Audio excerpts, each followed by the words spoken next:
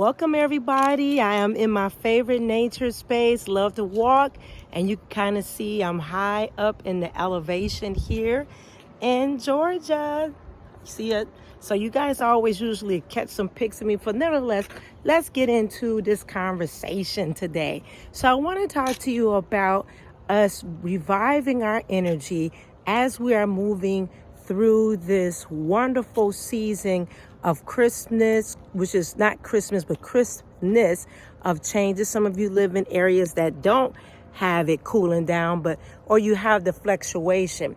So the point of that is that how are you taking time during this time to give yourself space to relax and encompass the season that we're in here in 2023. We're now in November. This is November the 17th on this Friday. So how are you working with that? Are you taking time? So let me give you a few steps, and as you guide your way into this dark season and how you guide your way into moving even more each week by week. So welcome. And so the first thing I want to share with you is to make sure that you have a good productive schedule with yourself. Now that productive schedule is taking your time. Your time is allocated just for you. You're away from family, partners, animals, whatever way. Taking some downtime for you each and every day if possible, but more or less every day. Okay. Why is that, Ronita? Well, the reason for that is that when you're taking time with yourself, then you can hear from yourself. You can incorporate a higher spiritual connection with your consciousness of having a higher self within you, and then having a deep connection with listening to yourself, what is truly yourself and what is a recording that's been placed inside of you for a very long time.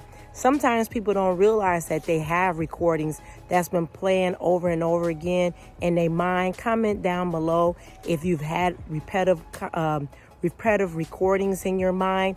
I know in our classes I used to share about that.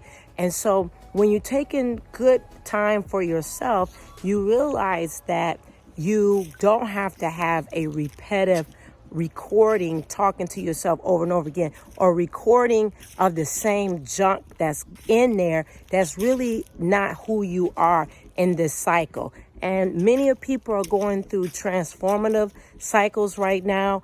We are in a lot of transformative energy as we moving through.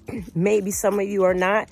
Some of us are. Some are going through major life cycles in their relationships, to breakups, to divorces, to having children empty nesters. There's a lot of reciprocal energy going in and out. And then as we embark even now, there's people that are leaving our lives, okay, in the physical realm. So on the point of that, if you're not allocating time to hear from within, connecting with your conscious, with the divine, the God conscious within you, and then communing with your angels, but we'll just stick with communing with yourself at this point.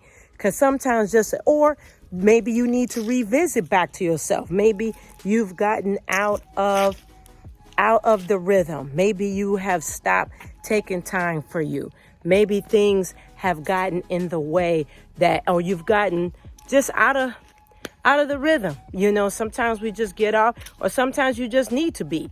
But either way, this is a message to get back in, because it's going to cultivate your relationships, taking time, cultivating a relationship from within. The first relationship that we must have is with ourselves,